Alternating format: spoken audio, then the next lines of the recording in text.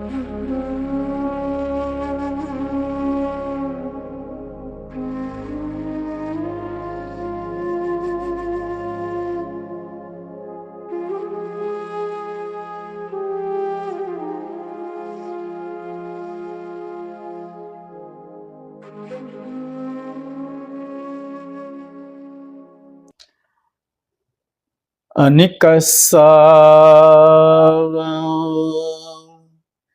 कासावं योऽवत्थं परिदस्सति अपेतो दमसच्चेन न सो कासावमर्हति यो च वन्त कसावस्स शीलेषु सुसमाहितो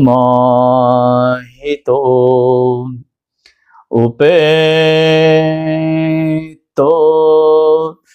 दमसच्चेन सवे कासावमर्हति।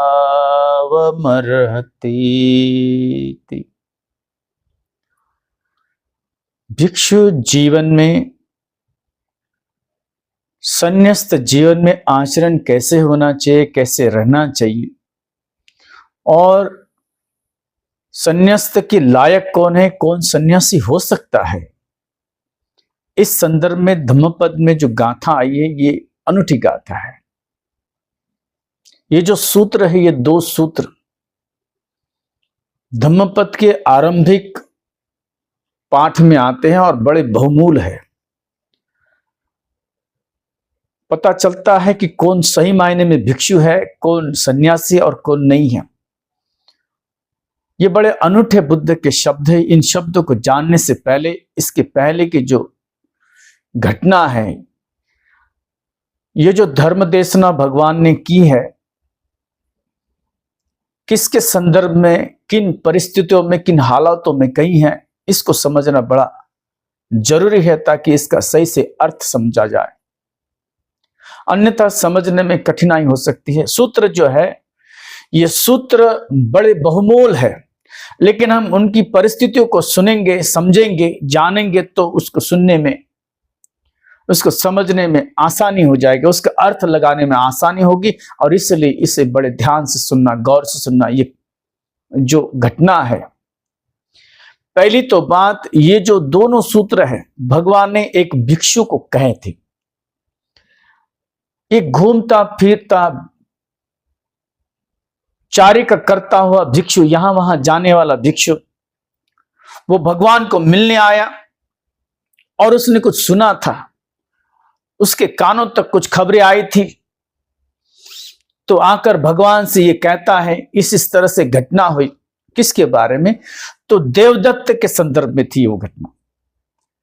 आगंतुक जो भिक्षु है, भगवान के पास दर्शन के लिए आया हुआ जो भिक्षु है, वो अन्य जगह से कुछ सुनता है और वो आकर समाचार भगवान को देता है कि देवदत्त ऐसे ऐसे वस्त्र धारण किए हुए और लोग ऐसी ऐसी उसकी निंदा कर रहे हैं। और फिलहाल भगवान श्रावस्ती में है।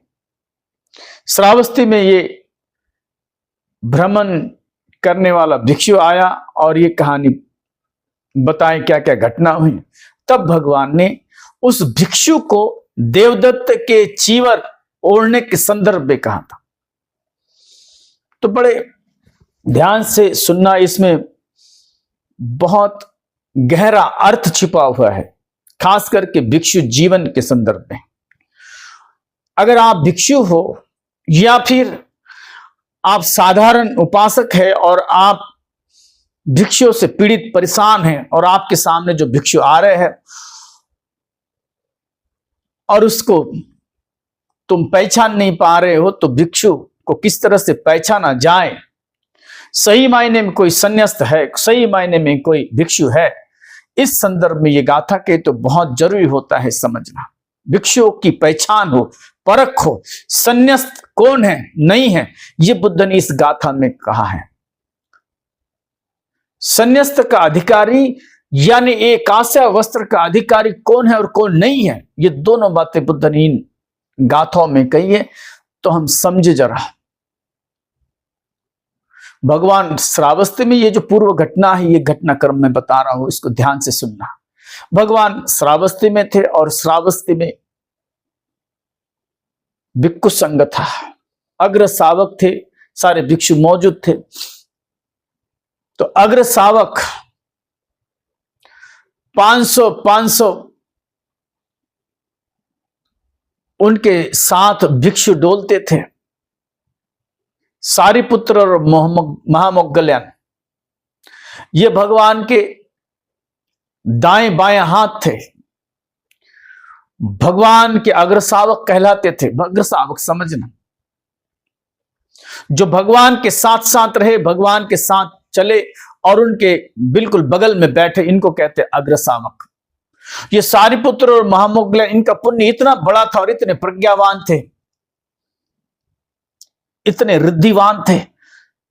उसका कारण रहा है कि उन्होंने खूब पूर्व जन्म में पुण्य किया था और वो अनेक जन्मों तक साथ साथ विचरण किए। दोनों मित्र थे, दोनों दोस्त थे। सारिपुत्र और महामोग्गल्यन, इनके जो नाम थे वो उनके नाम कुछ और थे, लेकिन उनको जो नाम दिया गया उनकी माताओं के कारण, सारिपुत्र और मोग्गल्यन अपनी अपनी माता से लेकर ये नाम मिले थे उन्हें। अब भगवान के दर्शन होने से पहले ये खूब श्रद्धावान थे, ये खूब कूट कूट के उनके भीतर धर्म था, लेकिन वो अब पूरी तरह से समग्र रूप से संपन्न न थे। बुद्ध की दीक्षा प्रवर्जा लेने से पहले, बुद्ध के पास आकर वो शिष्य बनने से पहले, वो बहुत ही कुशल धर्म को समझने वाले थे, जानने वाले थे और अविरत धर्म की खोज में थे, गुरु की खोज में थे। घर गृहस्थी उन्होंने बिठाए नहीं। घर गृहस्थी में उन्होंने जो देखा उनके समझ में आ गया। उन्होंने कहा कि ये छोड़ो इस झंझट को, न मालूम कितने जन्मों जन्मों तक यही करते आए हैं और यही करते रहेंगे, कुछ मुक्ति मुक्ति मिलेंगे नहीं। तो उन्होंने बस एक ही प्रण लिया था कि इस जन्म में मुक्त होना है और जितने जल्दी हो सके उतने जल्दी। तो गुरु खोजते थे, यहां जाते वहां जाते। उनके संदर्भ में बड़ी घटना है, बड़ी प्यारी घटना है। भगवान को मिलने से पहले वो पहले से गुरु की खोज में थे और उनका एक गुरु रहा है, अंतिम गुरु। ऐसे तो बहुत से गुरु थे, लेकिन अंतिम गुरु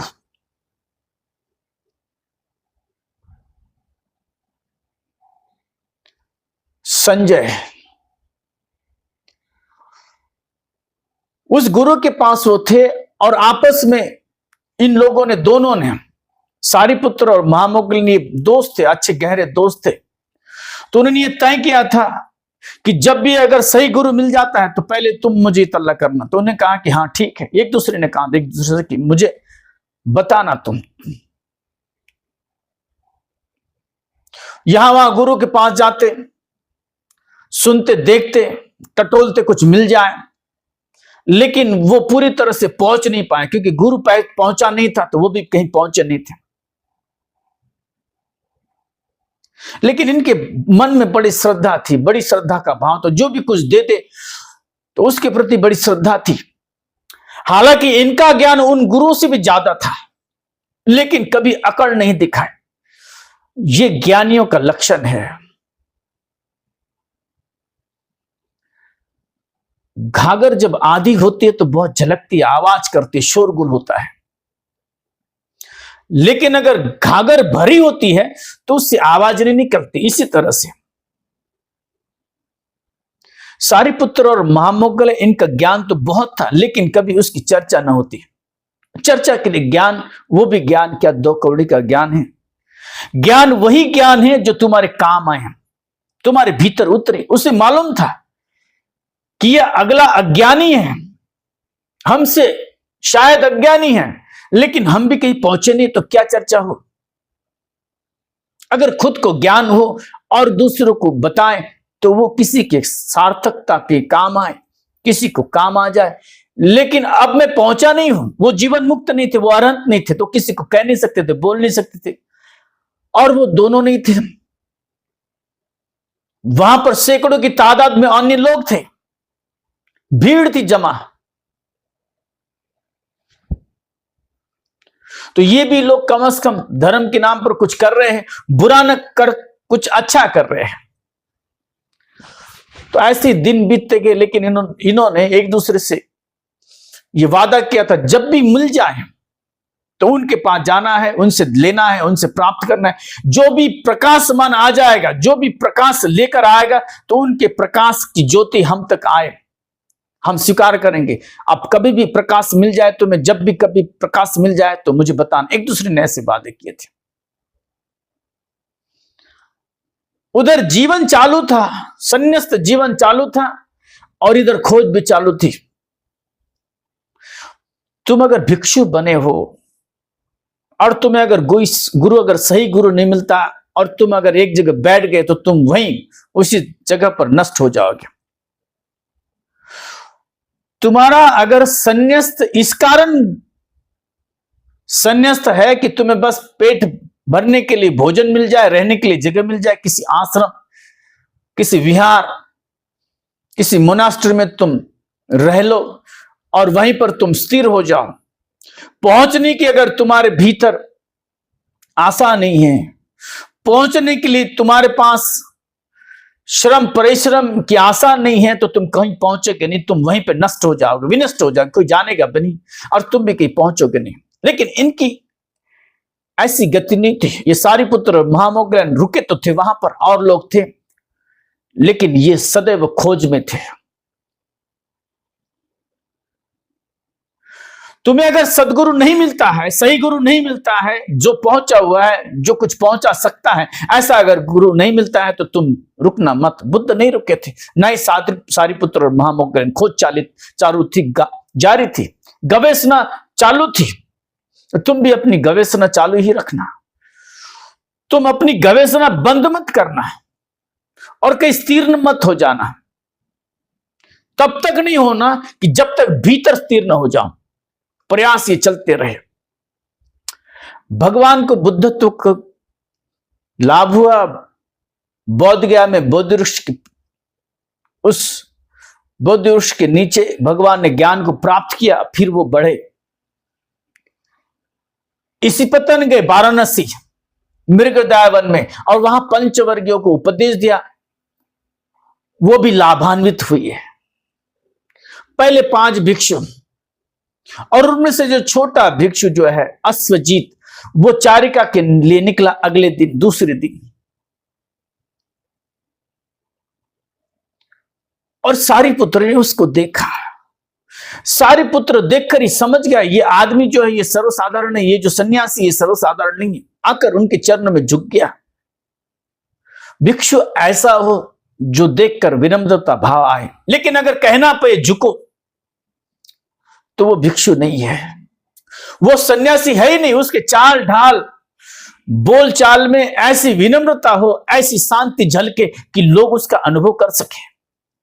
तुम कहीं जाते हो, उपद्रव खड़े करते हो, वाद विवाद करते हो, तो तुम्हें कौन भिक्षु भला कहेगा। भिक्षु वही भिक्षु है जहां तहां जाए तो उसकी प्रसन्नता, उसकी शांति, उसका सुख दूसरे भी अनुभव कर सके। दूसरे देखकर मात्र कुछ ले ले, बोलने की कुछ देने की बातें और है। वो जाए जहां वहां तो अपनी खुशबू बिखरते चला जाए, और गंध जब बिखरेगी तो लोग लेंगे। तो अश्वजीत के बारे में विशेषता ऐसी थी, अश्वजीत गए भिक्षा के लिए, चारिका के लिए, और भिक्षा लेते समय देखा, बड़े गौर से देखा, पीछे पीछे गया। जहां भोजन कर रहे थे वहां भी देखा, भोजन करने का ढंग, लेने का ढंग, भोजन करने आदि का ढंग समझा और बड़ा प्रसन्न प्रभावित हुआ। वो जहां रह रहा था उस गुरु से भी ज्यादा, अपने से भी ज्यादा वो प्रभावित हुआ। उसने उसको चरण वंदना की और विनती की कि आपका बैठना उठना, आपका चलना, आपका बोलना बड़ा विनम्रतापूर्ण मालूम पड़ता है, उसमें एक शांति की झलक है।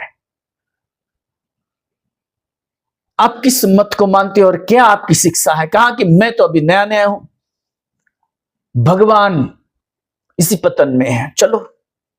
कहा कि मैं आता हूं, मेरे आने से पहले आप चले, मैं आ रहा हूं। क्योंकि उसने वादा किया था,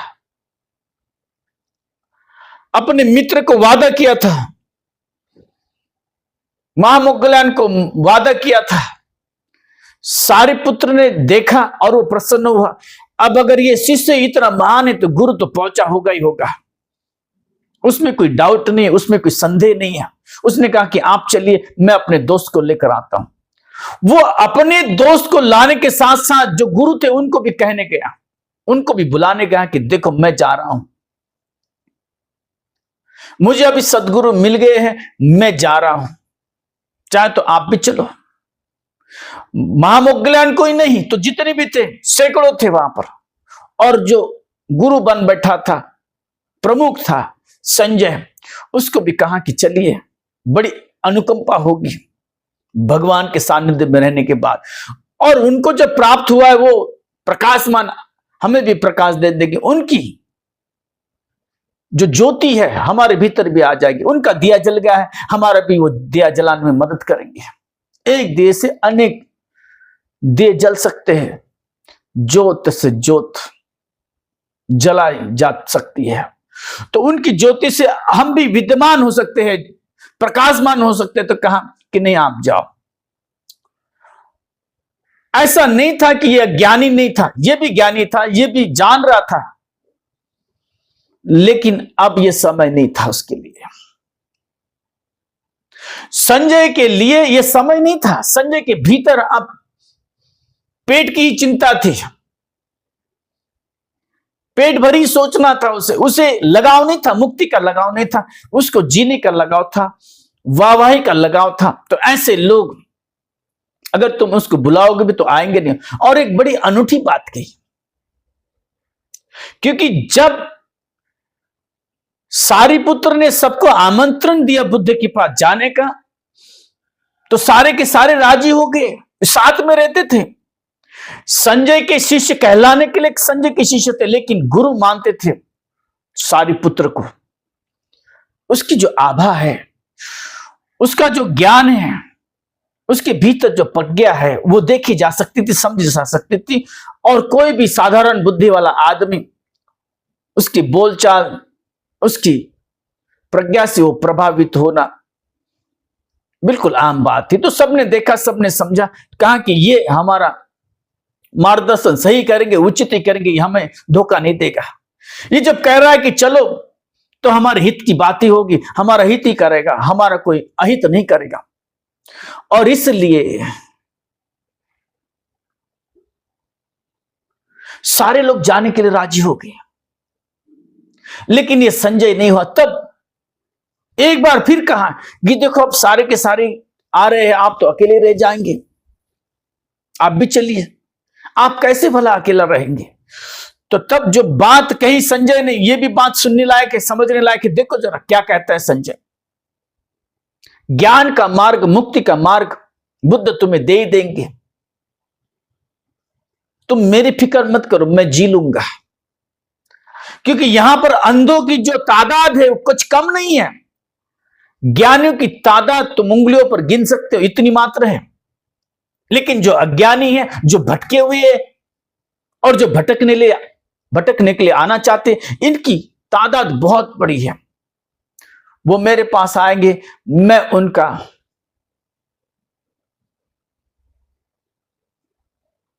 अगुवापन करूंगा, मैं उनका मुखिया बनूंगा, वो मेरे पीछे पीछे आएंगे। यद्यपि तुम बुद्ध के पीछे चलो। आदमी गणित में रहता है, हिसाब में रहता है, अहंकार में डूबा हुआ, अज्ञान में डूबा हुआ, वासना तृष्णा में डूबा हुआ आदमी, उसके पास खुद चलकर मौका भी आए तो अपनी वासना को, अपनी तृष्णा को छोड़ने के लिए राजी नहीं होता। अब ये सारिपुत्र कह रहे हैं कि चलो बुद्ध के पास चलो, मुक्त होते हैं। अब ज्ञान बरस रहा है, प्रज्ञा बरस रही है, बुद्ध हमें अपने पास बुला रहे हैं, चलो। लेकिन ये कहता कि नहीं, मेरे पास और भी लोग आएंगे और उनकी संख्या ज्यादा है, वो उनकी तादाद ज्यादा है, वो मेरे पास आएंगे, मैं जी लूंगा, आप चलो जाओ। तो आए, संजय नहीं आया। ऐसे लोग तुम्हें बहुत मिलेंगे। जहां पर सही है, जहां पर सही धर्म है, बुद्ध का जो सही रास्ता है, होकर भी वहां पर नहीं आएंगे। कहीं धर्म धारणा कहीं हो रही है, कोई गुरु मिल जाए तो वहां पर जाने की हिम्मत नहीं होती, साहस नहीं होता। कभी कभी डर लगता है कि मेरे भीतर का अहंकार कोई मार न दे, मेरे भीतर की तृष्णाओं को कोई हिला न डाले। तो तृष्णा भी बड़ी प्रिय होती है, अहंकार भी बड़ा प्रिय होता है। तुम्हें जो दान देना, यही तो दान देना होता है। दान की भाषा जो बुद्ध पुरुष कह गए, सब कुछ तो दान देना ही देना है, लेकिन अपने भीतर का जो अहंकार है, अपने भीतर की जो वासना, तृष्णा है, लोभ है, इनको भी तिरोहित करना है। लेकिन हमें बड़ा प्रेम है, बड़ा स्नेह है इन सारी चीजों से, और इसलिए हमसे ये होता नहीं। तो संजय ने कहा कि आप चले जाओ, मैं ऐसे भला हूं। आए सारिपुत्र और महामोग्गल्यन आए और बुद्ध के सानिध्य में रहे। समय लगा, लेकिन वो भी महाप्रज्ञावान बने, महारिद्धिवान बने और जाने जाते थे। सारिपुत्र जो है बुद्ध के पास प्रज्ञा, बुद्ध के बाद जो कोई प्रज्ञावान था तो सारिपुत्र था, और एक महामोग्गल्यन रिद्धि, इतनी बड़ी रिद्धि सिद्धि उसके पास थी। रिद्धि बल इतना था, बुद्ध के पास उनका इनाम आता था, रिद्धि में अग्र। ऐसे दोनों अनूठे ये अग्र सावक, इनके पास 500 इनके पीछे पीछे चलने वाले, इनका सुनने वाले, इनका कहा मानने वाले शिष्य की तरह भिक्षु रहते थे। अब ये जाना चाहते थे राजगिरी। जब भी कोई विहार में कुछ घटना होती, कुछ होती, तो बुद्ध से बिना पूछे नहीं होती थी। और ये विनय है, ये भिक्षुओं का, ये भिक्षु संघ का विनय है। जब भी कहीं आप जाओ, बाहर जाओ, तो जो भी आपसे ज्येष्ठ है उनसे आप अनुमति प्राप्त करें, उनको बताएं, ताकि विहार व्यवस्थापन में कोई गड़बड़ी न हो, पता भी चले। और एक रिवाज भी है, आदर सत्कार भी दिया जा सकता है। हम किसी को जब पूछते हैं कुछ करने के लिए, तो एक आदर सत्कार का भाव भी हम अर्पित करते हैं। तो सारिपुत्र और महामोग्गल्यन आए, 500 भिक्षु को लेकर आए और भगवान को चरण वंदना करके कहने लगे कि हम भगवान जा रहे हैं राजगिरी, अनुमति दे। कहा कि ठीक है। अनुमति लेकर वो निकले, वो गए राजगिरी की ओर, श्रावस्ती से निकले राजगिरी। ये राजगिरी मगध की राजधानी है, मगध देश की राजधानी उस समय थी। आज राजगिरी छोटा शहर है, लेकिन एक ऐसा भी समय था, उसका नाम था, बोलबाला था, राजगीर, जहां भगवान ने बहुत महत्वपूर्ण उपदेश दिए। और पहला दान जो मिला भगवान को, वही मिला राजगीर में। और वहां का जो राजा था बिंबिसार, बड़ा अनूठा राजा था। भगवान के दर्शन बुद्ध होने से पहले ही मिले थे। बुद्धत्व को प्राप्त करने से पहले इसको दर्शन हुए थे, इस राजा को। तो राजा भी बड़ा अनूठा राजा था, और उसने पहले दान देने का वैभव प्राप्त किया। तो राजगीर में वो निकले, तो राजगीर के लोग भी बड़े श्रद्धावान थे। जैसे आते देखा तो राजगीर के लोगों ने उन्हें दान दिया, आगंतुक दान दिया। दान अनेक प्रकार का होता है, भोजन दान, चीवर वस्त्र दान, कठिन दान, कोई बीमार हो उसका दान, गिलान दान, गिलान प्रत्यय दान, गिलान पच्चय दान, बीमार की जो सेवा शुश्रूषा है उसको तो औषध पानी है, भेषज का दान। उसी तरह से अगर कोई भिक्षु बाहर से अपने यहां आता है तो हो सकता है थका रहा, उसकी आवश्यकता को देखकर अधिकतर लोग दान देते हैं अपनी इच्छा से। मुझे जो देना है अपनी इच्छा से दान देते, अपने को जो अच्छा लगता है, मैं जो खाता हूं वही भोजन खिलाते भिक्षु को।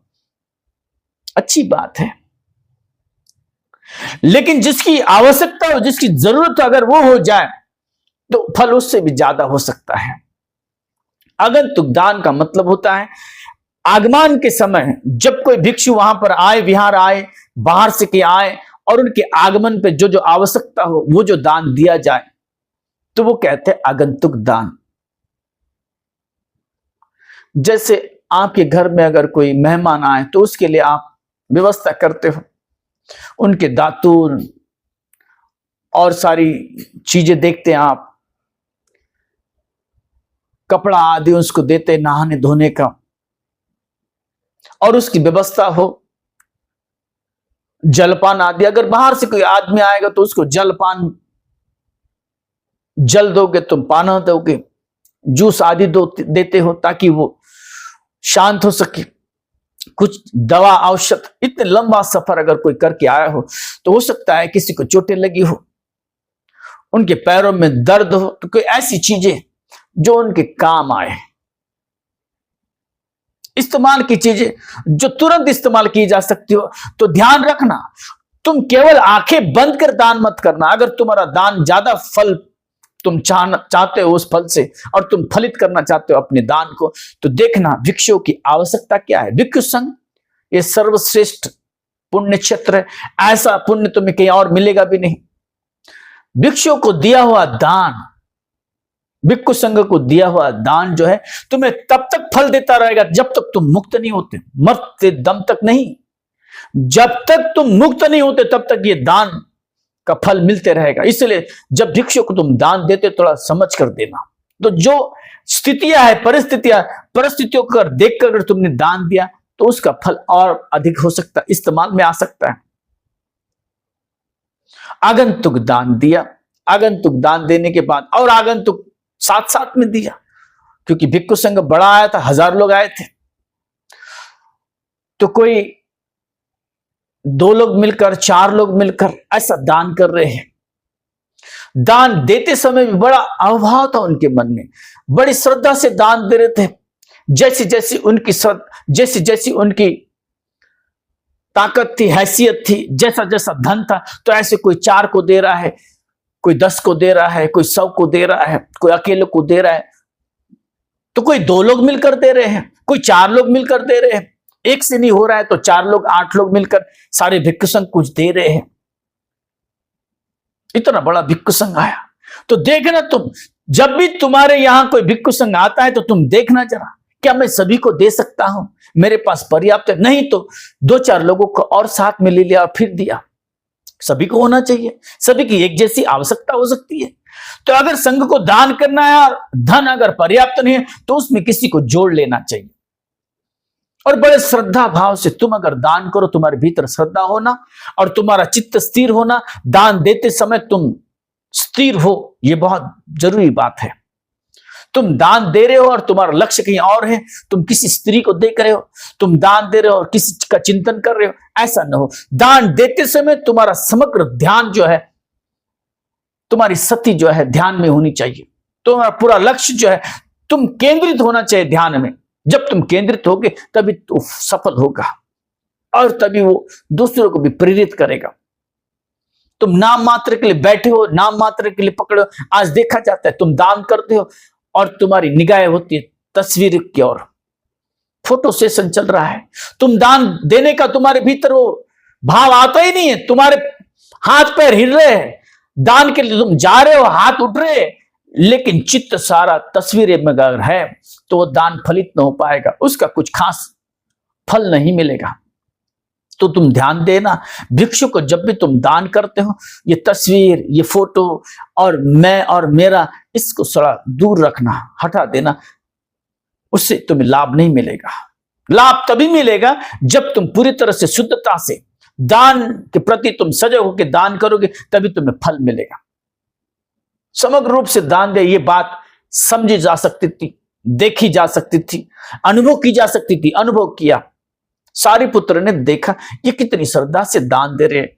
फिर 1-2 दिन के बाद उन लोगों को बुलाया, सारे जिन जिन लोगों ने दान दिया उन लोगों को बुलाया और लोगों को भी बुलाया, वहां पर आए और धर्म देशना दी, शिक्षा दी, अनुमोदन किया उनका सारिपुत्र ने। तो जो अनुमोदन कथा बताई वहां पर, जो देशना दी, वो भी बड़ी अनूठी है। उसके बारे में तुम समझना, दान कैसे दिया जा सकता है और दान का फल क्या होता है, कैसे फल मिलता है, इसके बारे में उपदेश दिया है। एक तो पहली बात, दान दो तो तुम्हारा चित्त स्थिर हो, और दान देते समय इसका अगर फल, महाफल अगर पाना है तो कैसे दान दिया जाता है, अनेक प्रकार से दान दिया जा सकता है, लेकिन दान कैसा हो इसके बारे में बड़ी अनूठी बात कही सारिपुत्र ने। तो थोड़ा समझना तुम, पुण्यमय होता है दान, फलमय होता है दान। ये पुण्य लेकर आ रहा है, तुम्हें फल देगा। तो आदमी जब दान करता है तो स्वयं दान करता है और दूसरों को भूल जाता है। सारिपुत्र ने कहा, देखो उपासकों, कोई उपासक या कोई उपासिका स्वयं दान करता है, उसके मन में श्रद्धा जागती है और वो दान करता है, तब उसको फल मिलता है। पहले किस्म का आदमी स्वयं दान करता है, स्वयं करता है, लेकिन वो दूसरों को भूल जाता है, उसके मन में इतनी चेतना नहीं जागती, इतना भाव नहीं जागता कि दूसरों को भी लेकर हमने दान करना है। तो पहले किस्म का आदमी है, वो क्या करता है, 4 तरह के आदमी बताए दान करने वाले, 4 तरह से दान दिया जाता है। ऐसी बातें सारिपुत्र ने उन लोगों से कही। कहा कि पहला आदमी वो स्वयं दान करता है और दूसरों, किसी को पूछता नहीं, बोलता नहीं, किसी को प्रेरणा नहीं देता। दूसरे किस्म का आदमी जो है दूसरों में ही आसक्त होता है, दूसरों को ही दान करवाने लगता है, वो खुद नहीं करता दान। तीसरे किस्म का आदमी न दान करता है न करने देता है, न किसी को प्रेरणा देता है न खुद करता है। और चौथे किस्म का आदमी वो खुद भी करता है और जितने लोग उसके पास आते हैं, जो जो उसके संपर्क में, सानिध्य में आते हैं, उन सबको वो प्रेरित करता है दान देने के लिए, वो लेके चलता है। तो ऐसे 4 किस्म के आदमी बताए। तो समझना, ऐसे 4 लोग, जो आदमी खुद दान करे और दूसरों की चिंता न करे, किसी परिवारजनों को वो साथ में न ले, तो मृत्यु के पश्चात निब्बत ठाने, जहां भी वो पैदा होगा, जहां भी उसका जन्म होगा मृत्यु के पश्चात, तो उसको बहुत सारा भोग लाभ मिलेगा, भोग संपदा, भोग संपत्ति, धन का वो बहुत बड़ा लाभ करेगा, लेकिन उसको कोई परिवार नहीं मिल सकता। जिसने दान दिया लेकिन दूसरों को भूल गया, वो तो वो उसको परिवार प्राप्त नहीं हो सकता, उसकी संगी संबंधी नहीं मिलेगी उसे। अगले जन्म में जब भी वो जन्म धारण करेगा तो उसके पास परिवारजनों की कमी रहेगी। तुमने देखा, लोग दूसरों का चिंतन मनन नहीं करते ज्यादा, मेरे पास है, मैं कर सकता हूं, बस हो गया, और दूसरों का खास विचार नहीं करते, यहां तक कि दूसरों को बुलाते तक नहीं, छुप छुप के करते हैं लोग। अरे दान भी कोई छुप के करने वाली चीज है? हां, तुम्हें उससे अहंकार पैदा ना हो, तुम्हें पता ना चले, लेकिन औरों को पता चलनी चाहिए। दान ऐसी पुण्य क्रिया है, उसको सब जान लेने चाहिए। दान की घटना जब जब होती है तो सभी और उसकी ध्वनि जानी चाहिए, उसका नाद होना चाहिए, लोगों ने सुनना चाहिए, ताकि वो अनुमोदन कर सके। दान किया तो दूसरे भी उसका अनुमोदन करें, कहे कि साधु अनुमोदामी, बहुत अच्छा हुआ, हम उसका अनुमोदन करते। कम से कम तो दान करते समय गलती से भी तुम्हें किसी ने गलत बताया हो कि छुप के दान करो, ये क्या चोरी हो रही है? अरे दान किया जा रहा है, ये चोरी की घटना नहीं है। दान तो सीना तान के होना चाहिए, दान तो सबके समक्ष होना। तुम कोई चोरी थोड़ी कर रहे हो, तुम कोई बुरा कर्म थोड़ी कर रहे हो, ये कोई छुपाने वाली बात थोड़ी ना है, ये अंधेरे में करने वाली बात नहीं, ये दान है। तुम पुण्य कर्म कर रहे हो तो किसी को छुपाने की बात नहीं है, किसी को छुपाने की जरूरत नहीं। दान करते समय सबके सामने होना चाहिए। लेकिन ऐसा आदमी जो स्वयं करे और दूसरों किसी को साथ में न ले, अपने परिवार को भूल जाए, अपने इर्द गिर्द बगल वाले लोग, अपने जानकार लोग अगर भूल जाता है तो फिर अगले जन्म में उसको लाभ नहीं होता पूर्णतः उस दान का।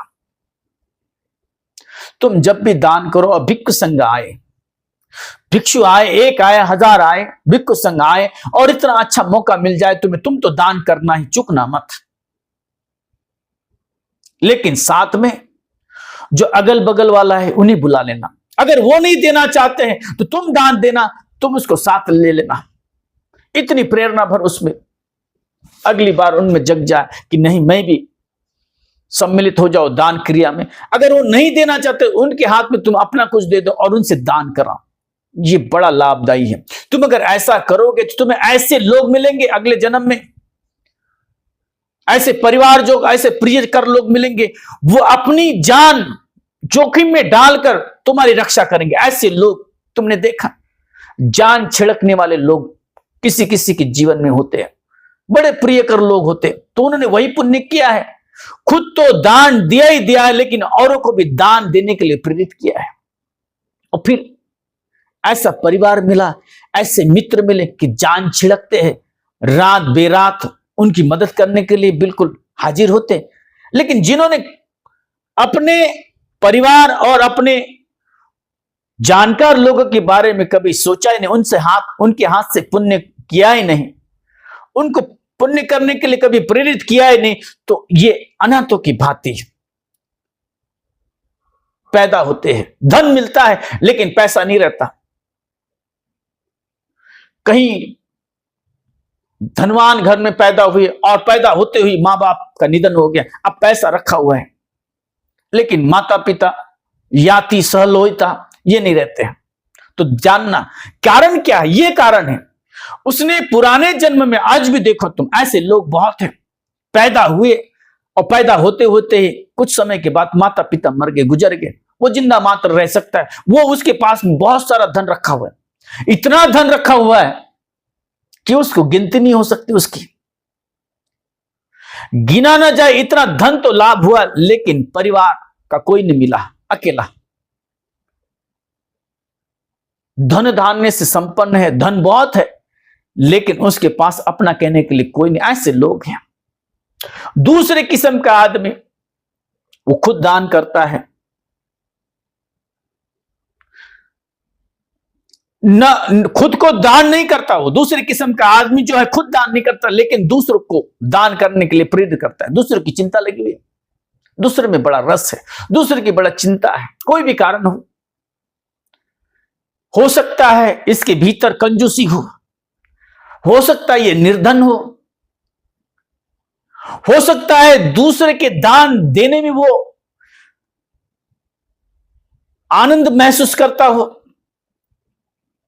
जहां कहीं भी अगर दान पुण्य हो रहा है, कहीं भिक्षु है, तो बुला बुला के देखो, यहां पर इतने सारे भिक्षु आए हुए और उन भिक्षुओं की वो आवश्यकता है, बाहर से आ रहे हैं, वो आगंतुक भिक्षु है, उनके पास ये नहीं होगा, वो नहीं होगा।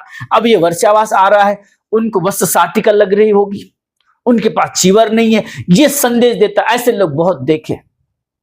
तो विहार में जाओ, अच्छे विहार में जाके देखो, ऐसे 2-4 लोग होती है, वो खुद दान नहीं दे पाते, लेकिन यहां वहां से लोगों का दान लेकर आते, अपने हाथों से करते हैं, या उन लोगों को लेकर आते, अपना दान नहीं है, वो दूसरों का दान देते हैं, दूसरों को बुला के आते हैं। दूसरों को बुला के लाने वाले लोग जो दान दे रहे हैं, ऐसे लोगों को भविष्य में वो जो परिणाम है, उसका जो फल है, अपने लिए नहीं होगा, लेकिन उसने पुण्य तो किया है। क्या पुण्य किया उसने? ऐसा पुण्य किया, दूसरों के हाथ से उसने दान, दूसरों का दान लेकर आया है। वो दान संदेश वाहक है।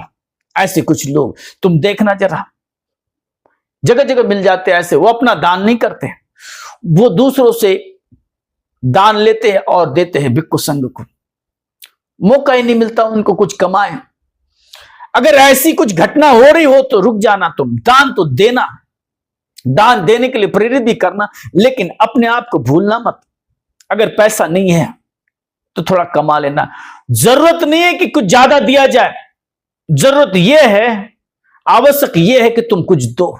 कितना देते हो ये ज्यादा महत्वपूर्ण नहीं, अपनी योग्यता के अनुसार, अपनी शक्ति और सामर्थ्य के अनुसार तुम दो, लेकिन न देकर दूसरों के ही मात्र अगर तुम दान में सम्मिलित होते रहोगे, दूसरों को ही तुम प्रेरणा देते रहोगे, दूसरों से ही तुम करवाते रहोगे, तो तुम्हें पूरी तरह से लाभ नहीं होगा। अगले जन्म में तुम्हें परिवार तो बहुत मिलेगा, तुम्हें अपने कहने वाले लोग बहुत मिलेंगे, तुम पर जान छिड़कने वाले लोग मिलेंगे, परिवार मिलेगा, भरा पूरा परिवार मिलेगा, लेकिन तुम निर्धन पैदा होगे। तुम देखना ऐसे लोग बड़े प्यारे लोग हैं लेकिन धनी नहीं है, निर्धन है, उनके पास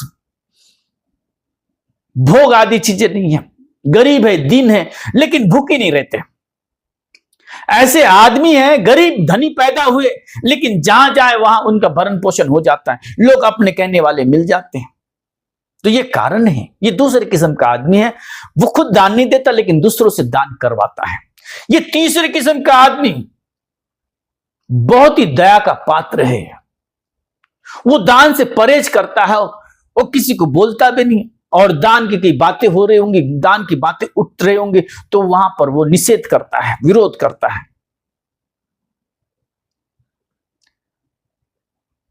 खुद से नहीं होता है लेकिन दूसरे दे रहे, कम से कम अनुमोदन कर लिया। खुद से नहीं हो रहा है तो दूसरों से ही करवा लिया, दूसरे जहां करते वहां पर खड़े होकर अनुमोदन तक कर लिया। इतना भी कर लोगे तो दिशा बदल सकती है, लेकिन नहीं, ऐसे लोग हैं, ना अच्छा काम कुछ करते, ना पुण्य करते, ना दूसरों को करने देते। तो ये सबसे खतरनाक लोग हैं।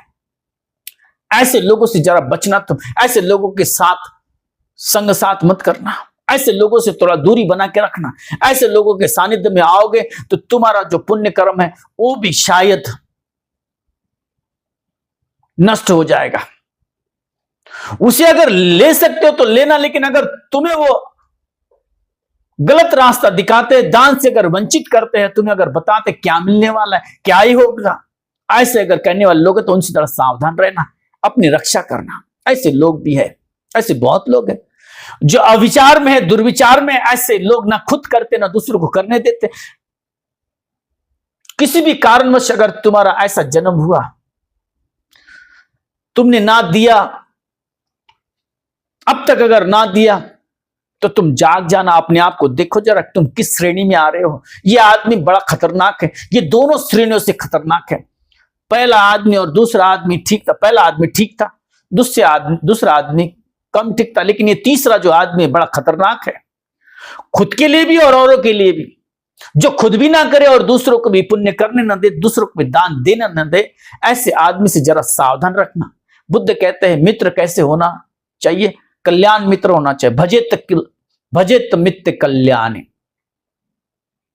मित्र कल्याणकारी होना चाहिए, कल्याण सोचने वाला होना चाहिए, तुम्हारा कल्याण करने वाला मित्र होना चाहिए। ऐसा मित्र नहीं जो तुम्हारा अहित करे, जो तुम्हारे पास पुण्य नहीं पाप लेकर आए, केवल पेट तक ही सीमित रहे, गति और सुगति इसकी अगर उससे चिंता नहीं है, तो ऐसे आदमी से जरा सावधान रहना। ऐसा आदमी जब ये मरता है तो वो बड़ा निर्धन तो होता ही होता है, लेकिन अपना कहने वाला कोई होता नहीं है, अनाथ भी होता है, निर्धन भी होता है। देखना तुम ऐसे लोग जो अनाथ पैदा हुए, अनाथ तो हुए लेकिन अपना कहने के लिए कुछ नहीं, पेट भी बड़ी मुश्किल से भरता है, भूखे रहना पड़ता है। तो ऐसा आदमी, उसके पूर्व कर्म ऐसे है। ये दान के फल की मीमांसा हो रही है, ये दान के बारे में बताया जा रहा है। ये सारी पुत्र बता रहे हैं, जो कभी दान नहीं देता है, न देने देता है, न किसी को प्रेरणा देता है, तो ऐसा आदमी जब पैदा होता है तो निर्धन होकर पैदा होता है। इसके पास अपना पेट तक भरने के लिए पैसा नहीं होता है। तो तुम अपनी चिंता करना, देखना, समझना जरा। तुम्हें अगर अपनी चिंता है, तुम अगर अपना पेट भरना चाहते हो, अगर तुम अपने साथ किसी को होने के लिए तुम चाहते हो, तुम्हें अगर अपना कोई चाहिए, तुम्हें अगर परिवारजन चाहिए, तुम्हारा अगर मित्र कोई होना चाहिए, ऐसे अगर तुम्हारे भीतर धारणा है तो संभल के रहना। जरा खुद भी दान करना और दूसरों से भी करवाना। तुमसे नहीं होता है तो कम से कम दूसरों के दान में तुम प्रमोदित होना, आनंदित होना, उनको दान करने के लिए प्रेरित करना। तो कम से कम ऐसे बुरे दिन नहीं आएंगे। तुम देखना, जरा सोचना, अगर तुम्हारे भी ऐसे दिन हो तो अब जाग जाओ और जागकर समझ जाओ, और जो नहीं किया है करने योग्य उसे करो। दान करने योग्य था लेकिन तुमने अब तक नहीं किया है, तो तुम दान करने के लिए अभी राजी तो हो जाओ, दान तो कर लो। तुम्हारा जितना भी समय बचा हुआ है उतना ही पर्याप्त है। जिस समय हमारी नींद टूटी, हमने रोशनी देखी, उसी समय हमारा सवेरा है। वो चाहे अब अंधेरा होने को हो, लेकिन जब तुम्हारी नींद टूटी, नींद का टूटना बहुत जरूरी है, प्रकाश का दिखना बहुत जरूरी है। जब तुम्हें पता चला, अब तुम्हें अगर पता चला कि मैंने आप कभी किया नहीं है, तो दान तब से ही आरंभ कर दो। ये चौथे किस्म का आदमी बड़ा पुण्यवान है, बड़ा भाग्यशाली है, बड़ा बलवान है। वो ऐसा आदमी है, वो खुद भी दान करता है, दूसरों भी करवाता है। ऐसी घटनाएं बुद्ध शासन में, बुद्ध के चरित्र में, बुद्ध के जीवन में अनेक आते हैं, और उनका जो वर्णन है, उनका जो चरित्र है, बड़ा अनूठा है। जैसे धम्मिक हो गया, खुद भी अष्टशील का पालन करता था और सबको करवाता था, खुद भी दान देता था और उससे भी करवाता था। विशाखामेगरमाता, अनाथपिंडक, ऐसे लोग, ये खुद भी दानी थे, औरों को दान करवाते थे, दूसरों से भी करवा लेते थे। उसका भी एक लड़का था अनाथपिंडक का, उसने तो पैसे देकर बुद्ध को सुनने के लिए राजी करवाया था, दान देने के लिए राजी करवाया था। ये ले धन और जा बुद्ध के पास बैठ। इसके अगर तुम ये कर्म करके आओगे, भगवान की वाणी सुनोगे, दान देकर आओगे, तो तुम्हें भुगतान मिलेगा, वेतन मिलेगा, इसका वेतन मिलेगा। वेतन पर अपने बच्चों को भेजा था। तो ऐसे भी लोग हैं, दूसरों से करवाए, नहीं देता होगा, नहीं सुनता होगा, धर्म जैसे भी उनके झोले में आए वो प्रयास करना। तो ये चौथे किस्म का आदमी खुद खुद खुद करता है, बड़ी प्रसन्नता करता, और दूसरों को भी करवाता है बड़ी प्रसन्नता से, बड़ा प्रसन्न चित्त होकर वो दान देता है और दूसरों से भी करवाता है। ऐसा आदमी सभी को प्रिय होता है। तो समझना, तुम केवल सुनकर मत रहना। और ये जब धर्म देशना सुनी, वहां में एक पंडित आदमी, पंडित इसलिए कहा है, पंडित किसका कहेंगे, खूब सारा जान रखा है, खूब सारा समझ रखा है, कौन कब पैदा हुआ, कौन कब कहां गया था, कौन सा युद्ध कहां पर हुआ था, ये सब जानना, ये सब समझना, ये तो तोता भी कर सकता है। केवल सुनकर रटना ये कोई ज्ञानियों का लक्षण नहीं है। बुद्धिमान का लक्षण यह है, जो जानते हैं वो अपने जीवन में उतारते हैं, जो उतार सके। तुम देखो तो सर, थोड़ा समझो तो, तुम जरा अपने आप को देखो तो जरा, तुम सुन रहे हो, तुम्हारे भीतर कुछ जान ही रहा है, तुम ज्ञानी नहीं कहलाओगे, पंडित नहीं कहलाओगे। पंडित पुरुष तथ्य को एक पंडितो, उसमें से एक पंडित कहां इसे तुरंत राजी हो गया। ये धर्म देशना सुनी और उसने भी अपने मन में ठान लिया कि मैंने भी पुण्य करना है। तुमने आज तक अगर पुण्य किया नहीं, तुमने आज तक दान दिया नहीं, अभी तुम्हें मौका मिले, ये सुनकर रही, काहे सुन रहे हो तुम, किस कारण सुन रहे हो? ये सुन इसी रहे हो कि तुम्हारे भीतर दिया जल जाए, तुम्हारे भीतर ये भीतर से आवाज निकले, तुम भी जान सको दान तुमने अब तक किया नहीं, अब अगर ये देशना सुन रहे हो तो तुम अपना स्वभाव बदल लोगे, खुद भी करोगे और दूसरों भी करवाओगे। और यही उसके मन में विचार जागा, ये पंडित पुरुष, तुम तभी पंडित होगे, तभी तुम विद्वान होगे, तभी तुम ज्ञानी होगे। तुमने जो जो सुन रखा है, जो जो तुम्हारे कानों पर आता है, तुम उसको गुनने लगे हो, तुम उसको अपने जीवन में उतारने लगे हो। लेकिन जब सुन रहे हो, खाली खाली सुनते हो और समय बीता चला जा रहा है और तुम बूढ़े, तुम्हारे बाल सफेद हो रहे हैं, तुम बूढ़े खुशट हो रहे हो, तुम्हारे पर कोई अगर असर नहीं हो रहा है तो तुम अज्ञानी, नादान, मूढ़ हो तुम। लेकिन अगर यही शब्द तुम्हारे भीतर जाते हो, यही शब्द तुम्हारे भीतर जा रहे हो और तुम अपने जीवन में उसको उतार रहे हो, तो एक क्रांति घटित हो सकती है। वही आदमी क्रांतिकारी, वही आदमी बुद्धिमान है, वही आदमी पंडित है, अन्यथा नहीं। तुम देखना, अपने आप को जरा देखो, तुम किस श्रेणी में आते हो। क्या तुम स्वयं दान करते हो? बौद्धों की बड़ी परंपरा है, जब भी तुम बिहार में जाओ, जब भी किसी की धर्म देशना सुनो, तो बिना दान दिए नहीं, खाली हाथ जाने की परंपरा नहीं है। बुद्ध भिक्षुओं के पास, बौद्ध संघ के पास, बुद्ध के पुत्र के पास अगर तुम्हें जाना है तो कुछ लेकर जाना है। सारी पुत्र ने ये देशना दी, 4 लोग बताएं तो तुम समझना जरा। तुम जाते हो, विहार जाते हो, दर्शन करने जाते हो, केवल तस्वीरें खींच कर लाते हो, तो ध्यान रखना कोई तुम्हारे हाथ से अघटित न घट जाए। जब भी विहार जाओ कुछ लेकर जाओ, कुछ दान लेकर जाओ, यही परंपरा है। तुम आज तक गए नहीं, लेकिन अगली बार जाओगे तो जरूर देना। किसी की तुम धर्म देशना सुन रहे हो, दान के बारे में सुन भी रहे हो, उसका फल भी जान रहे हो, लेकिन तुम्हारे अगर जेब से फूटी कवड़ी ना निकले तो समझ लेना तुम पंडित नहीं, तुम्हें वो समझ भी नहीं आ रही बातें, तुम्हारे अकल के ऊपर से जा रही है, तुम्हारे समझ की बाहर की बातें, परे की बातें तुम्हारे सर से जा रही है वो बातें। लेकिन अगर तुम्हें समझ में आए तो उसका अनुकरण करना, उसका पालन करना, सुनने के लिए नहीं। केवल कूड़ा करकट जो है, गोबर हमारे दिमाग में ना हो, जो हम सुन रहे हैं वो गुनने के लिए अगर है, हमारे आचरण के लिए, वही ज्ञान है। तो समझना, क्या तुमने कभी किसी को दान दिया? दान देते समय किसी को प्रेरित किया या नहीं? अगर नहीं किया हो तो कल से नहीं, आज से, अभी से दान देना आरंभ करो। अगर तुम्हें अपने भोग संपत्ति की लालसा है, तो इच्छा है, तो अगर तुम चाहते हो कि कभी निर्धन न हो, कहीं तुम्हारे पास भूख को मरने की नौबत न आए, तो आज से दान देना चालू कर दो। जब भी तुम देशना सुनो, जब भी तुम भिक्षुओं से मिलो, तो थोड़ा बहुत दान कर लेना, अपनी योग्यता के अनुसार दान करना। दान का बड़ा महत्व है, दान बड़ा सहयोगी सिद्ध होता है, दान बड़ा तुम्हें मददगार सिद्ध होता है। इसलिए दान करो, और दान करते समय दूसरों को मत भूलो। यहां से सीख लेनी है। अगर तुमने ये सीख नहीं ली तो तुम पंडित नहीं कहलाओगे। वो आदमी जिसकी चर्चा बाद में भी होगी, उसने ठान रखा कि मैंने भी दान करना है, उसने कल का निमंत्रण दिया, दान के लिए पाचारण किया, दान का निमंत्रण दिया। तुम सुनते हो, लेकिन तुम अगर गुनते नहीं हो तो तुम्हें ये अकल, तुम्हें ये समझ नहीं आए। अपनी समझ को बढ़ाओ, अपनी प्रज्ञा को जगाओ, अपने भीतर श्रद्धा को जगाओ। सदैव दान कुशल कर्म में अग्रसर रहो। दान करते समय औरों को भी सम्मिलित करो। खूब कल्याण होगा, खूब मंगल होगा। सबका कल्याण हो, सबका मंगल हो, सभी दान बल से धनवान हो। दान देकर दूसरों को प्रेरित करने वाले बल से परिवारजन, प्रियजन